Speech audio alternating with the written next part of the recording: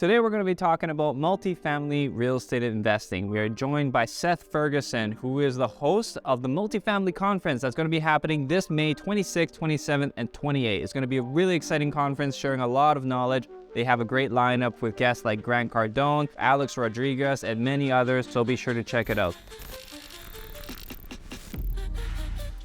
So you have the multifamily event coming up. How long have you been working on that so far? Like to this day, how many hours, days have you been spending on it? We have a full-time team that works all year on the conference. Right now, I eat, sleep, and breathe the multifamily conference. Like it does not end. And right now, as we're recording this, we're about 3 weeks out. These are going to be the most insane 3 weeks. Like the same thing happened last year. Like it's just nuts. It's nonstop craziness. No, you know what? An event like that, I can't even imagine the total takes. Like there's a lot of people that are coming in. What is your expected turnout? Like I'm gunning for 3,000. Like last year with COVID, like in our first year, we did really well, just over 1,000 people. So we're looking to 3x that. We are already the largest real estate investing conference in the country, which is crazy to think about. Like the thing is, and I thought this way too, like, you know, you see an event, it's like, oh, okay, well, whatever. Like they're making a killing on it. Once you get on the other side, like events, like it's a horrible model to run. It is not a preferred business model. It sucks to put these on, which is why like nobody really puts them on. But like I was so frustrated, what I felt to be, you know, subpar events in real estate in Canada, like there was nothing like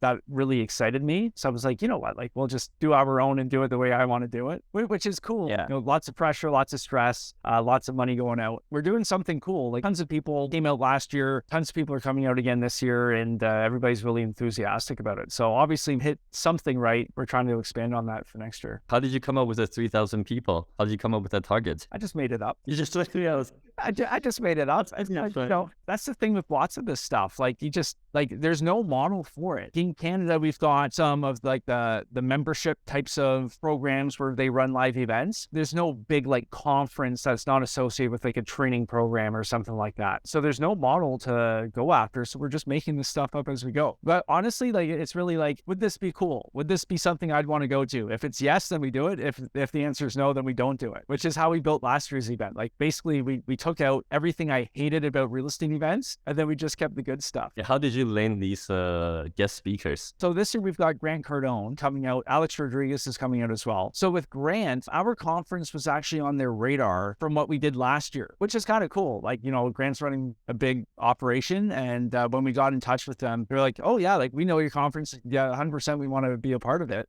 So that was pretty neat. With Alex Rodriguez, you know, made a couple phone calls. Same thing with Kevin O'Leary last year. As soon as I started thinking about, okay, well, this is something I want to do, made a couple calls of people who I thought could direct me to somebody else, and we got Kevin. It's not as challenging as you would think, but I think what also happens too is because we're running things on such a large scale and we're doing things very differently, it gets people excited. If we were just running a hotel room convention, we would not be attracting the speakers we're attracting, but because we've got everything packaged together in what I think is a really cool way, like we're able to get the talent that I want to get. The bigger the room, I think the more people will want to join, which means the guest speaker, the level of the guest speaker is also going to be higher. Yeah, for sure. And it goes both ways, right? Because you can't attract an audience without a good speaker, but then you can't attract the speaker without the audience, right? So it kind of, you have to do both at the same time. And then also like the production value. We spend a ridiculous amount of money on the production value. Like we've got a screen that's like 180 feet long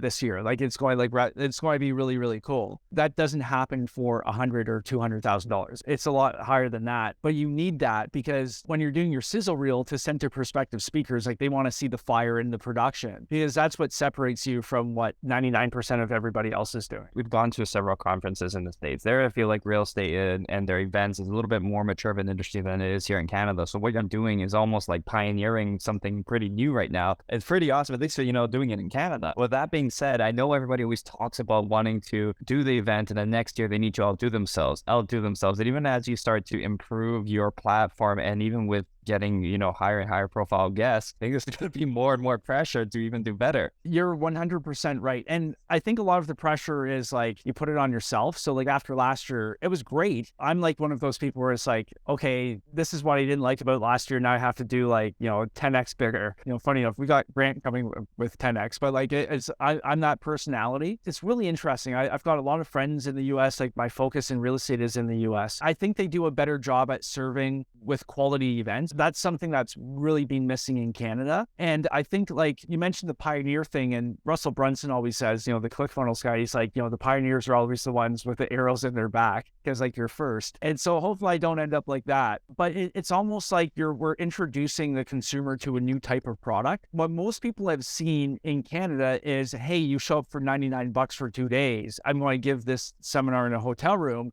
and now I'm going to upsell you with my like $20,000 coaching package. Like that's been the model. So we're hitting the marketplace with a model that occurs in the US, but like we haven't really seen it in real estate here. We're still learning as we go. But at the end of the day, like I'm just trying to do cool shit. I think we're on the right track with that. Absolutely. Honestly, when it comes to what it is that you're doing, I think following not what everybody else is doing, but putting some of your own thought as to what you think you would want to expect is actually what's going to separate it. Because a lot of people say, we don't have to always reinvent the wheel. We can just copy what it is a lot of people are copying, but then you just get a variation of the same thing. But when you're doing what you're doing, you can actually eliminate what it is that people don't like the courses, like the programs, and it's all too salesy. So I think what you're doing is really great. All of our like AV team, like the production team, like all that stuff, the biggest, like the best comparison they found is actually Grant Cardone's event, his 10X Growth Con. They're like, this is like a real estate version of the 10X conference. And it's true. Like that's the best comparable we have. Yeah. Something in the space. Like you said, it's like the blue ocean, red ocean. Like we've created our own ocean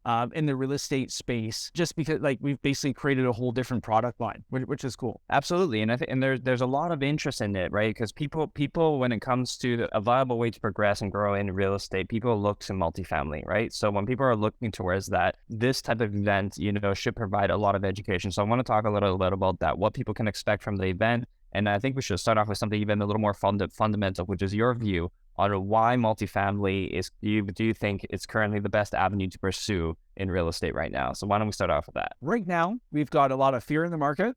We've got some banks failing in the US. So we've got some issues going on. And so when you look at different types of assets, right? Real estate is incredibly stable. But when we look inside real estate as an umbrella, we've got different asset classes, right? We've got multifamily, office, industrial, retail. If we go and look back at the past 3 recessions, CBRE, the major brokerage, did a study on this. They looked at the past 2 recessions, then we added in COVID ourselves. If you look at how the different asset classes performed, multifamily outperformed all the other asset classes, hands down. We're talking, the least amount of drop in rents, the highest surpassing of the previous peak. So basically when things pick up again, how quickly do we surpass the previous markets? Multifamily wins every single time. So it's one thing to talk about how an asset performs during the good times, but what I really care about is capital preservation. Like, how do things work? How do they perform when shit hits the fan? Right now, we're in that those choppy waters. It's proven. Like if it happened over the past 3 recessions, chances are it's going to perform in a similar manner over the next short term and well into the future. So if I'm looking at a place to put my money that provides appreciation and tax benefits, it's apartment building, like hands down. Like there's no other asset class that performs the same way. We have a lot of people kind of getting into that multifamily space in the past like 2 to 3 years. Did you feel like the market is being saturated, or there's still a lot of room for growth? It's interesting. I think there's been a bigger spotlight shone on it. And, the reason is Grant Cardone, let's be honest. He basically set the tone with his social media and his YouTube in terms of getting word out there about apartment buildings. So he definitely changed the conversation. Is it saturated? No. Like when you look at real estate, it is one of the most fragmented markets out there. You look at the top players, like these huge institutions that they only own a fraction of the properties out there. So incredibly fragmented. And what that means is you can roll these things up, which is exactly what we're looking to do. Is there a lot of talk in the space? Yeah, but when you actually look at the numbers, incredibly fragmented. So I have no concern about that. Quite honestly, like competition is great because if you got a lot of competition, that gives you an opportunity to stand out. Kind of like what we were talking about with the event. We're doing the same thing on the multifamily investment side. I don't worry about that because you look at any good industry, whether it's, real estate, you look, whatever it is, it's going to be crowded, but you just have to find your way to be unique and stand out and package up your offer in a new kind of way. I think when people ask that question too, is it saturated? I almost feel like sometimes people are looking for excuses as to why they can't get into something. But the truth is that when more people get involved, it just changes the barrier of entry. Sometimes it makes it a little bit more difficult to make things happen. But then when you make it happen, it's all that more blissful. It's that much more impactful, and you make a lot more on your efforts. To use a real estate example, you go into the Greater Toronto area and you look at how many people have their real estate license, like real estate agent. You've got like 60, 70, maybe even 80,000 people now with their real estate license. You talk about a saturated market, but you look at the top 1% of real estate agents, they're making a killing. You can't be average. You can't just copy everybody else because the average person is not succeeding or they're not performing to the highest level. Take the industry, find a way of packaging things differently that's going to perform better than what everybody else is doing. I was talking with somebody about dentist office and rolling up dentists. Like, it's the same thing. You just have to put a different spin on it. Making yourself unique is I think the approach, and finding how you're going to niche out in that field. Like, saying that it's saturated, it just means that maybe a method is saturated, but you can kind of make some adjustments to that and give yourself a little bit of an edge, like you said, focusing on a certain target audience. I want to know more, though, about your evaluation of multifamily, because you said some good things with respect to, how the market performs and why multifamily is a good avenue to pursue. I think one of the things we look at in Canada that a lot of people talk about on social media and other things, immigration, right? Like, how many people are we bringing in? How many new Canadians did we have in the last year? And is this enough to continue to push rents, to continue to push real estate values, to make multifamily properties a great avenue for real estate investors? The answer is yes. Like, we have a huge problem in this country. We have a massive housing deficit. We could build houses for the next 10 years and still not even tap into or alleviate the pressure. This is a North American problem, not just a Canadian problem. And what's happening, if you look at Europe, like, obviously Europe as in general is more established. Like, we're new kids on the block here in North America. The majority of people rent. We talk about becoming a renter's nation, but it's so true if you look at the trend. Because of the issues we have at play, I don't think the American dream, the Canadian dream of home ownership, like, that's not going to come back into play.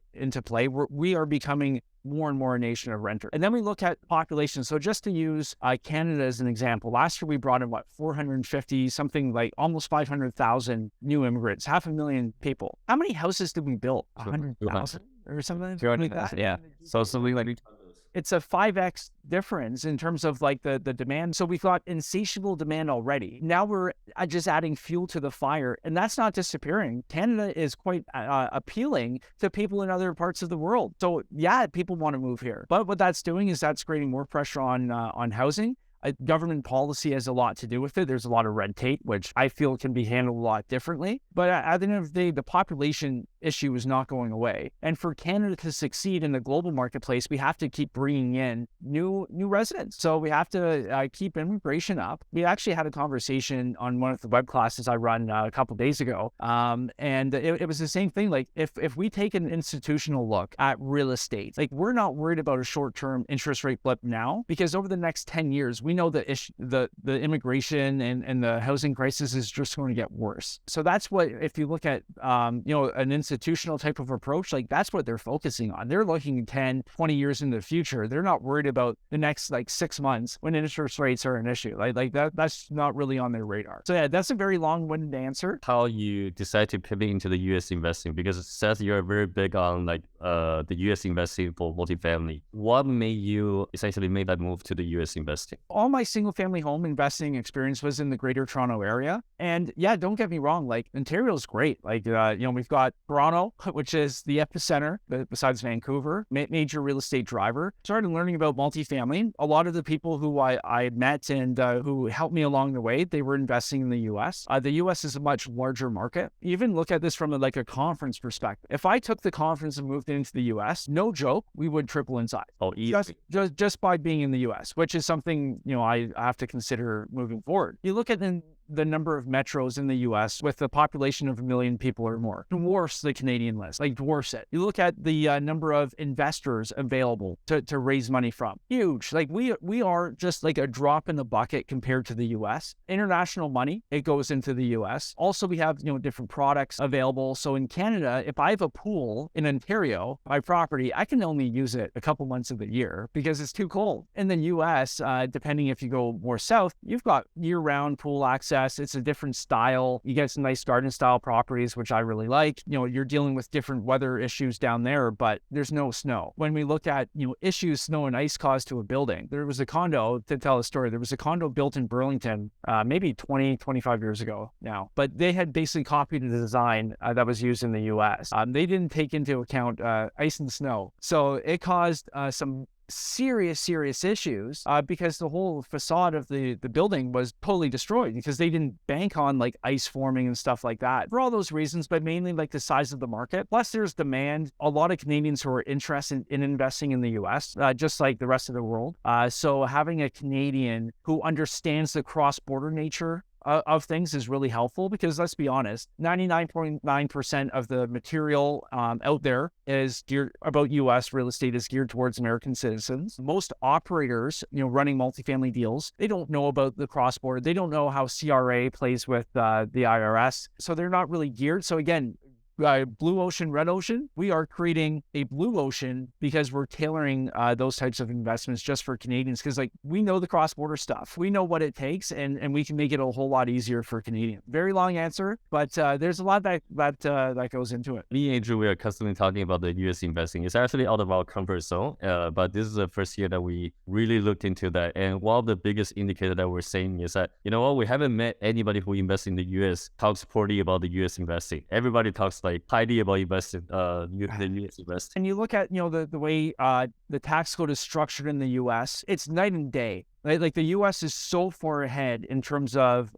being business friendly. If we take California out of things, the way everything is structured in the U.S., it's just friendlier for business. Like in Canada, we're behind, right? And, there's been some changes that are positive, but generally speaking, the U.S. is a lot freer. We talk about freedom in the U.S., but like it really is. And that gives us so many more advantages over doing something here in Canada. Then we talk about rent control, depending on the states you're in. Like you look at California and people complain about California's rent control. Well, Ontario is even worse. And people just take it for granted in Ontario. So I think from that perspective too, if you're running a value add play on a building, you are handcuffed in a rent-controlled province like Ontario. I mean, we have other provinces with it as well, but that's like a 2-hour conversation in itself. And I could go on and rant for hours about that. You, us, and a lot of other real estate investors will definitely see a lot of positive, let's say, incentives to, doing some investing in the US. There is obviously still opportunity here in Canada, especially when it comes to the multifamily space. So I would want to ask then, where do you see like the sweet spot, like for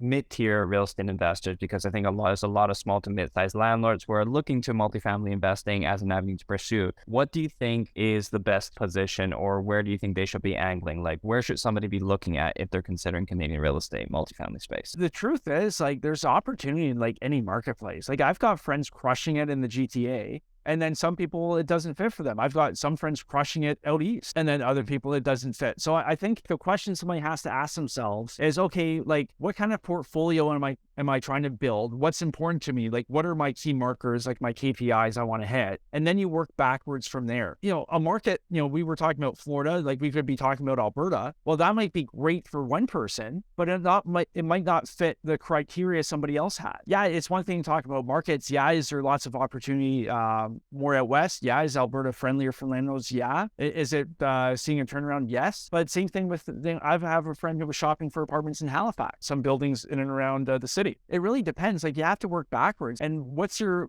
strategy? Are you a value add investor? Okay, well, that's going to change how you do things compared to, let's say, a core plus strategy. Core plus, like, you can buy downtown Toronto, and you're going to sit on it for 10 to 15 years and not really do too much because you bought like a prime location and do some little touch-ups here and there. That's your strategy. And the returns and your metrics and what you're expecting out of it are going to vary based on what you're doing.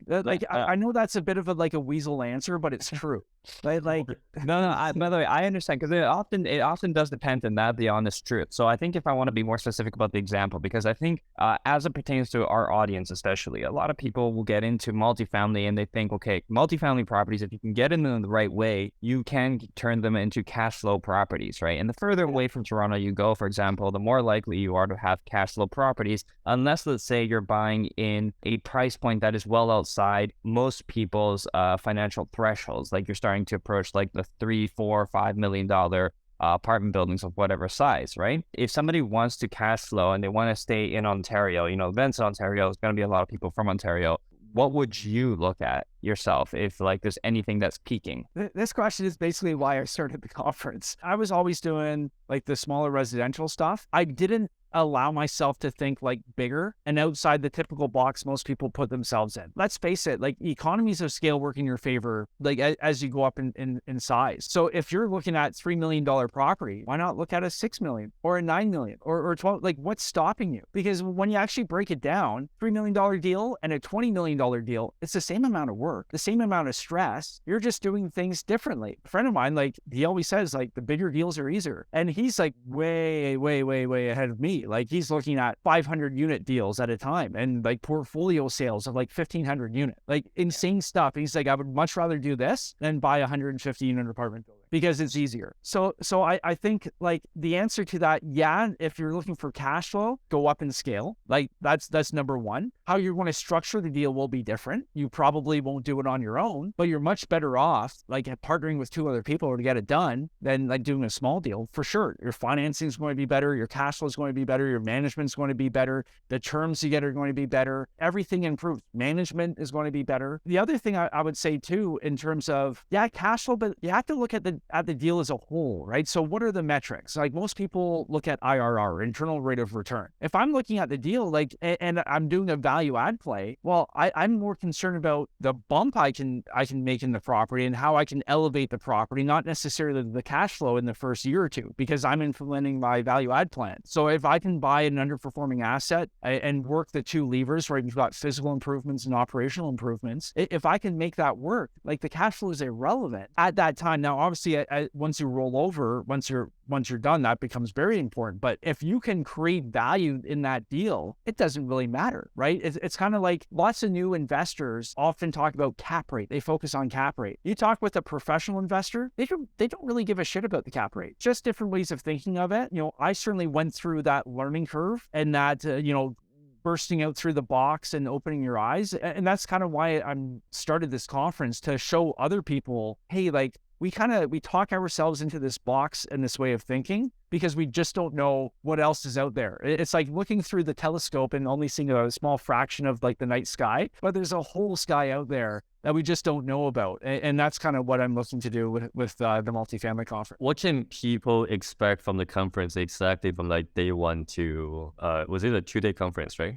Yeah, we're 2 days. Well, actually a 3rd day, right? So what we're doing, we attract a lot of beginners to multifamily. So people either new to real estate investing, but people who have experience maybe with like residential, but then they're looking to go in more into apartments. So we're running like a full day workshop with myself and a bunch of other instructors, like solid people, and basically give you a crash course in the multifamily basics, like build that foundation. So that way, when Grant's on stage, Janet's on stage, Brad's on stage, like you'll be able to get a lot more out of it because you'll know exactly what they're talking about. But yeah, what are you looking to get out of the conference? Like I'll give you an example. A guy who emailed me like 2 months ago. He came to the conference last year and he thought he was set for life. He thought he was done. So he had built a good portfolio. He was very comfortable. He came to the conference. I'm not done at all. I see what all these other people are doing. Like I haven't even started yet. So he's basically 3x'd his portfolio in less than 12 months because he came to the conference and he kind of saw what else was possible. Now you think about it. Not only has he built more wealth for himself, think about his kids and think about his grandchildren, because they're all going to benefit like leveling up what he's doing. And then you look at all the all the wealth he's created for, everybody involved in the real estate transaction. You've got the brokers, the contract, all that kind of stuff. He has impacted so many people and generated wealth for them because he came to the conference and realized what he thought was the case was not actually true. And he's really scaled. That applies to an experienced investor like him, but also somebody starting out. Because let me tell you, if I knew what I knew from the conference, like from what I've learned from everybody, like 10 years ago, I would be so far ahead and I would have avoided so many mistakes and gone down a different road. So it's really like that. It's exposing you to what people are actually doing and really busting through all the misconceptions and the myths about real estate investing, especially with apartment buildings. Like most people think they have to be super rich or a big life insurance company to own one. Like that's not the case. But also like the networking side, like the number one reason why somebody comes to the conference is to network. Like our audience loves to network, but you could like trigger up a conversation if you're looking for, let's say, a new deal source. You can find deal sources there, a new investor, a new partner. Or if you're like new starting out, you can run into somebody in the hallway who has a portfolio worth $500 million and have a chit chat with them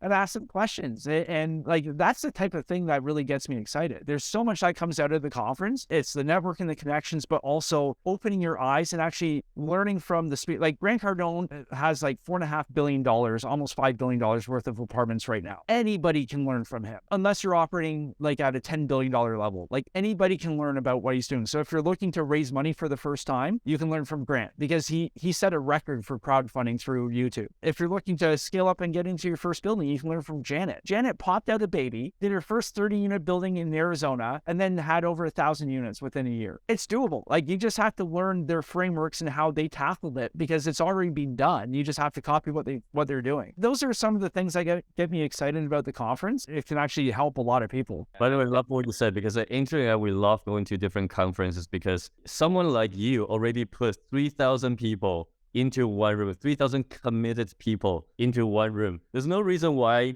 that's not a better place to network than anywhere else. And it's a better way to go because you don't have all the stress of running a conference. You just show up and you do your thing. Like we attract people from all over the US, all over Canada. We've got every state covered, every province covered, like, and everybody's coming to one spot. If you're looking to network with a highly motivated, qualified group of people, this is the event you would go to if you're in the real estate space because like everybody is there. And also it's very important, like we're always just one contact away from doing something epic, right? It's just that one contact that believe in you. That's 100% true. I know who's buying tickets. Like we go from brand new investors to like $1 billion portfolio and everything in between. So if you're looking for something, like it's there. Like I guarantee you it's there. You just have to find it. When I meet people who are interested in this type of thing, it's almost like people are playing Monopoly and people are looking at how to convert those green buildings into the red buildings. Because sometimes you see people like honestly small to mid-sized landlords who have maybe 2, 3, 4 properties and they'll have a mix of student rentals, maybe single family or duplex type properties. And they have them, they're fine, they're comfortable. And they think they have, like what you said, enough that they're done. I can just retire.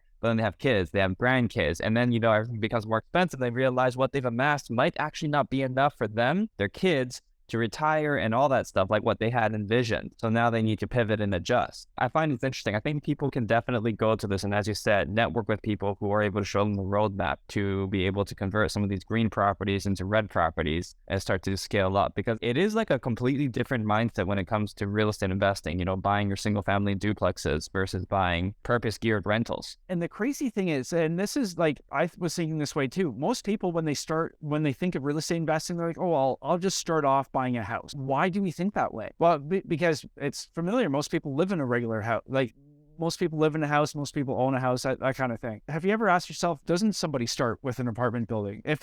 If all the benefits are there, it seems silly. Like the biggest thing is just like exploding how people think about real estate, because everybody traps themselves into a box, but it's not the best way to think about it. For me to hit my real estate goal, like I worked this out, I would have had to own 1,000 houses to hit my real estate goal. That would be insane. That's even crazier than running this conference. So if I'm going to reach my goal, I have to shift the type of real estate I'm buying, and that's where apartments comes into play. If somebody's comfortable owning 4 houses, why are you stopping? Don't you want to like just keep excelling and keep growing? Like if you're doing this for your family, like why are you investing in real estate? If it's for your kids, why are you stopping at 4 houses? If it's for your kids, don't your kids deserve better, right? And it's all about growth. Like why stop? Like why limit yourself? That's the kind of thing I found, I've had the chance, and you guys too with your podcast, to be able to speak with some very successful people, and they're not smarter than you and I. They just think differently. And that's like the mindset aspect of it is huge. If somebody shows up at the conference, like I guarantee you, like your mind's going to get blown. My phone exploded after the last conference because people were like, oh my God, I had no idea this was possible. Or I've always wondered how this is done. We had Joe Fairless last year. He's doing deals with Blackstone. That's insane. That shows you what's possible. And like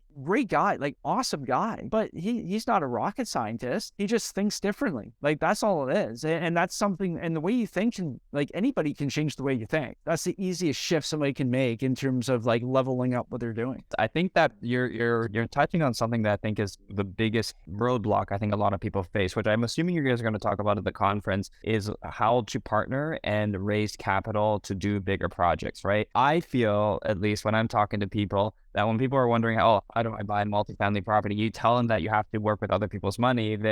Sometimes you get two types of people. People who are like mind blown, like, wow, I can raise other people's money. And then other people are just like, oh, well, I wanted to do it myself. And then they don't realize that they're the most limiting factor. But do you think that that is the biggest mental pivot point that people need to overcome in order to get into multifamily space? I went through it myself. Like with the single family stuff, I thought I had to fund everything and it really slowed the growth and you cap out. Like I've got a friend, very, very successful, maybe 100, 200 million in terms of his portfolio value, but he does everything himself, right? He had an issue because he's like, listen, like I can't grow anymore. Like I'm tapped out. And the answer was actually bringing in other investors. Like that's how he could go from 200 million to $500 million, then to $1 billion. Like you have to bring in that outside money. A couple of things play into that. Like number one, it's a mindset. Like everybody thinks it's better to do everything on your own, but it's really not. Because when we look at it, you look at any successful business, like nobody's growing a business on their own. Like it just doesn't happen. It doesn't happen. And we have to start thinking about real estate investing as a business. It's not a side hustle. You don't just own a property. No, you're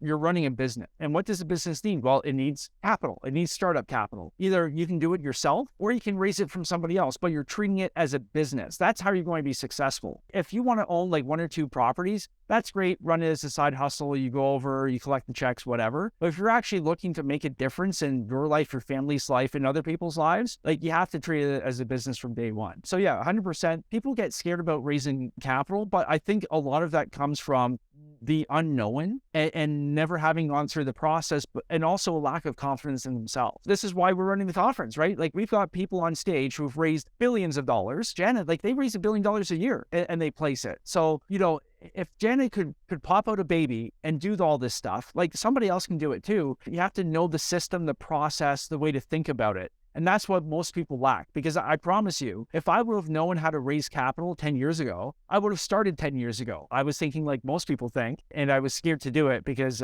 for all the reasons we just talked about. The thing that a lot of people also respond to with that is knowing how to, is they say, don't you have to somehow be able to prove to the people you're looking to raise capital from that you are worth it, or that you have some kind of portfolio behind you, that you've done it yourself a little bit in order to prove to somebody else that you can do it yourself. 100%. This is where partnerships come into play. This is how businesses grow, through partnerships, right? So if I'm starting out, I probably have a skill set that another investor who has experience does not have. So perfect example, like you guys have like a lot of young people that listen to your podcast, which is awesome. What skill sets do you have as a young person that an older person who's maybe 60 doesn't have? You're probably more tech savvy. You know how to market online, like all these kinds of things. So that's a great partnership. Or like, there's what else maybe you have an investor who has a lot of experience and they're looking to tap into your market and they don't have anybody there. They don't have a contact. Well, you can be the boots on the ground. Great way to partner. And guess what? Once you've partnered on a couple of deals with somebody with a way more experience, you've actually leveraged their track record. Now you've built yourself a track record that now you can go out into the marketplace as the main person because you've done X amount of deals. Or you build your team. As a Canadian, right, we talk about hockey teams. You have to build your lineup. So you've got like your star center, then you've got your wingers, your defense. Like as you're building your investment team, you have to think about that. How can I leverage other people's track records to make the team stronger? So maybe you're going to bring in one person who's going to manage the asset. That's what they're strong at. Maybe they've got a 10-year track record in the business. Great. You've just gone from a brand new beginner to having a team with 10 years of experience. Now you bring on somebody to help raise capital maybe, and they've got, 5 years in the business and they've raised, like $10 million. Great. So now you have a 15-year track record with your team who's raised, whatever millions of dollars. So this is how you build a team. And we're actually doing the exact same thing right now with our fund. We're launching our first fund. We've got billions and billions of dollars worth of experience because we brought in the right team members. That's how you do it. And you can be the person who brings the team together. And that is extremely valuable because it's hard to do. So if you can be the person who does that, like you're the most valuable chess piece on the board at that point. Also to leverage other people's experience and portfolio, right? And this is what we call the resource integration, right? If we can be the one who integrate different type of resources and put them all together, this is where the profit opportunity can come up. I create like a matrix with a real estate deal, right? There's 4 key ingredients in a real estate deal. You have the deal itself, so the opportunity, underwriting, all that stuff. Then you have financing. Then you have management of the deal, not just property management, but like how you're actually going to manage it. And then you have capital or equity. You need those 4 pieces or else the deal doesn't happen. So as you're building your team, you have to think, like, go through those 4 pieces, and maybe you need one individual. Sometimes you need a couple people. But that's how you build out your full roster. And then, yeah, like as the new person, like don't let that hold you back.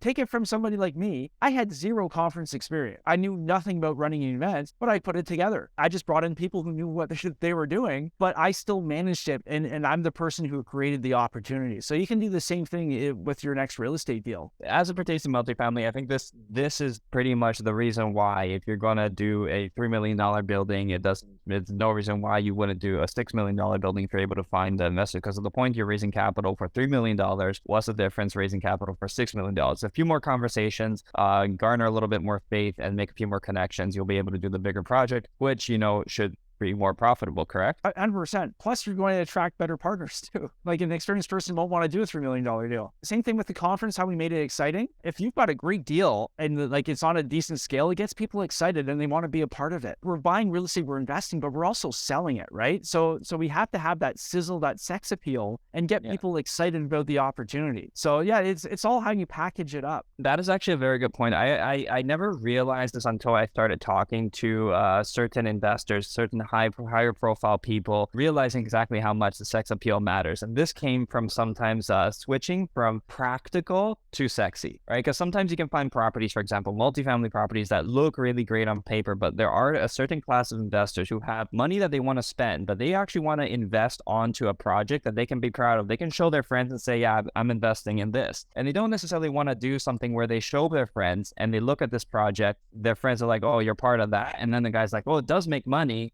They don't care, right? Sometimes people want that sex appeal. It's important. So it's a really good mention there. Grant Cardone, great example. He does Class A properties. He didn't start there, but once he started raising a lot of money through social media, he quickly switched over to the A-class properties because that is what people like to show off. Like Dan Anford, same thing. Like Class A properties all the way. We're like a Class B value add firm. At some point, we may end up doing Class A. Great properties, different business plan with it. But yeah, it just sells itself. I show you the deck with all these beautiful pictures, like, oh, I definitely want to invest. Yeah, and I think that's where it bridges of what the common investor ends up doing. It's kind of like how a lot of people buy real estate, buy multifamily, then they end up managing the property themselves, and then they're doing a lot of these things, info stuff. And this is like, again, when you're starting off, a lot of people may start off that way, but you don't have to stay that way. You can grow and scale up. It's a little bit daunting. So I want to talk a little bit about some of those daunting things, because when you start talking about raising money from other people, there's a lot of pressure. There's a lot of considerations, like what are the legalities? What about with the partnerships? What if this and that and the other and anything that can go wrong might happen? What am I going to learn here? So from the Multifamily Conference, are we going to be talking about how to structure JVs, how to have contingencies in place, maybe how it should be presented through social media? I mean, there's a million one questions that I would have as a beginner investor that other people will be asking. Are we going to be talking about this at the event? The answer is 100% yes. We've got a full session just on underwriting. We've got even the beginner workshop. We've got a whole session on underwriting for beginners. We've got deal structure. I've hand built this event and I've made sure we're covering every single aspect of the multifamily business. 100%. So Seth, let's give a bit of teaser to the people who are going to the conference. For people who are thinking about starting expanding the portfolio or even getting into the real estate, you just mentioned that getting into the multifamily is something that we should always consider, because if we're going to get into any real estate portfolio, why not aim higher? Because it's the same process, same effort. Why not just go for a bigger deal? For people who are trying to get into real estate or who are trying to scale up into the multifamily, what are the maybe first 2-3 steps that you would recommend them doing? Very first step, the method I call like the SPY formula. So it's like shift, prime, invest. So step number 1, you have to shift the way you think. Like, it sounds cheesy. It is so true, because if you're able to shift the way you're approaching real estate and start thinking about real estate a different way, it's going to open so many doors for you, right? So after you shift your thinking, then you start priming. So it's like, okay, well, what systems do I have to build? What teams do I have to build that will actually get me to the next level with my first apartment building. And then obviously like after that, it's the I part, which is the invest, which is where you're actually following through like your systems, your deal flow funnel, your capital raising funnel, and doing the deals. Like that's it in a nutshell. Shift, prime, invest, you can't go wrong. And the conference is essentially to show people what's possible, right? Which is shifting the mindset into thinking differently. I was asked the other day, hey, what's the difference between like watching somebody on YouTube and then actually like being at the conference? You guys know, right? Like social media is great for like short kind of things. Like if I'm doing a YouTube video, I'm going to try and keep it between 5 and 8 minutes because the audience watch time drops off. Quite honestly, like it's probably minute 15 to 45 that are the most important part when you're breaking down these things. So you need to have the time and give the speaker like time to actually go through the whole process so you can actually learn something real out of it. And that's exactly what we're doing at the conference. Like imagine having Grant Cardone come into your office and break down exactly how he structures his capital raising for an hour. And then after Grant's off stage, he's running a special VIP session just for our VIP ticket holders. Like we've got 200 VIPs. Imagine spending another hour, so 2 hours now with Grant in a more intimate setting where you can do some Q&A and like really get into some really cool stuff. Like that doesn't happen on YouTube and that doesn't really happen anywhere else. Like you have to be in the room. That's why we're building the conference. Everybody asks me, hey, why don't you have a virtual ticket where I can watch online? The reason is like, it's not going to do anything for you. Like if you're eating your lunch in your pajamas, watching on the screen, you're not engaged, you're not meeting the people. That's the whole benefit of the conference, right? So I refuse to do a virtual ticket because I don't think it's going to help somebody.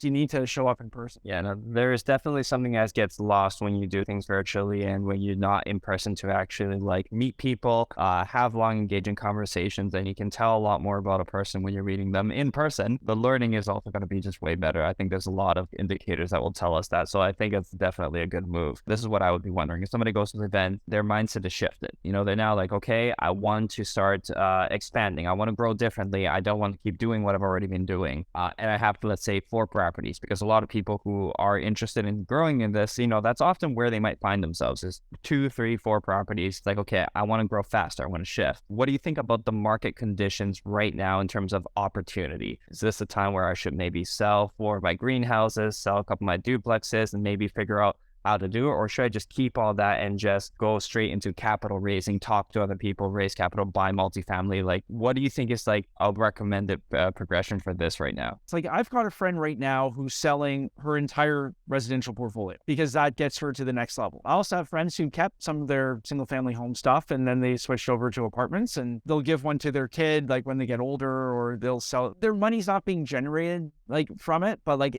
they already had it. I think the answer really depends on kind of what do you want your portfolio to look like in 10 years? Because with myself, I kind of built myself a weight with like the residential real estate, and it was taking me in the total opposite direction of where I realized I should have been going. So at that point, it makes sense to get rid of it because it's not helping you. It's holding you back. The answer lies within like yourself. Like you have to paint the picture of the life that you want to build it, and then you work backwards from there. I think people need to consider this. The mindset stuff, I feel, is an important focus, and a lot of people sometimes gloss over it because they think it's very fortune cookie talk, right? Like, you know, how it is to figure out what it is you really want. When you say that you want to do something as a concept, because people view real estate as a sexy industry, as a concept, not sometimes realizing all the work that goes behind it. It's like what you were saying earlier with hosting the event. The event seems really, really, really sexy. You're telling us how it keeps you up at night and it's all consuming. I mean, that doesn't sound so sexy. Everybody thinks I make like millions of dollars running this event. That's not the case. Like the event loses money.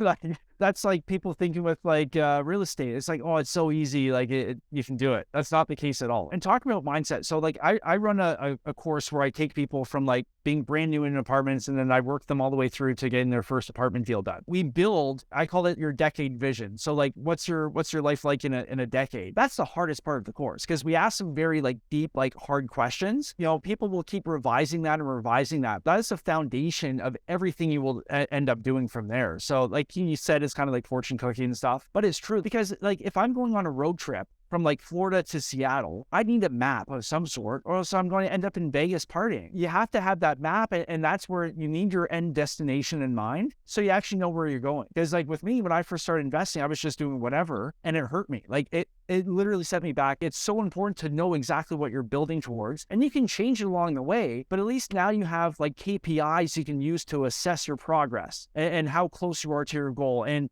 what fits in your box. Because once you have like a roadmap, you know what assets will work, what won't work, what structures will work, what structures won't work, what your acquisition criteria are. Maybe you're not going to do value add deals. Maybe you want to go like opportunistic and really go for it. Or maybe you're like a core investor because that's what's important to you and that aligns with your vision. So very different strategies, but you won't know unless you figure out your decade vision and where you're going. These are the things that people definitely struggle with in terms of figuring out how they're going to be doing it, they're doing it, why. Because they kind of gloss over these things. People are very practical and they want to know how to do sometimes what we refer to as just like tasks. It's just like, no, what I want to know is I want to know the contract for investing into this and not really knowing what they're targeting and why. Because you're right. If somebody knows that they just want to sell off 4 properties and buy 1 apartment building and they'll be happy with that. It's easier to create a roadmap to that, at least if you know that that's where you want to be. The truth is, like, the majority of people focus on the wrong thing, and that's why they're not successful. In a nutshell, they focus on the wrong thing. So many people like approach me and like, hey, I need help raising capital. That's not what they should be focusing on. They should be going back to square one because there's no way somebody would give them the money because they haven't done the other like 8 steps before that. To use the conference as an example, like I've got a goal where I want 10,000 people there. Everything I do now is geared towards making that happen. Like the speakers we're attracting now, I'm getting them in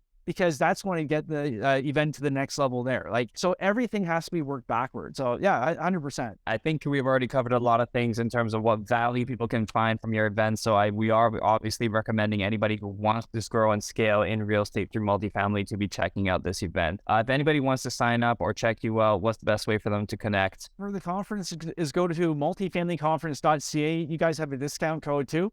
So make sure you use that. For the rest of the stuff I do, find me on YouTube. Just go youtube.com/Seth Ferguson. We've got hundreds of videos on real estate investing there, and that's the best way to get started to learn. Perfect. Guys, make sure to check them out. Seth, great to have you on the show. Thanks, guys. Yeah.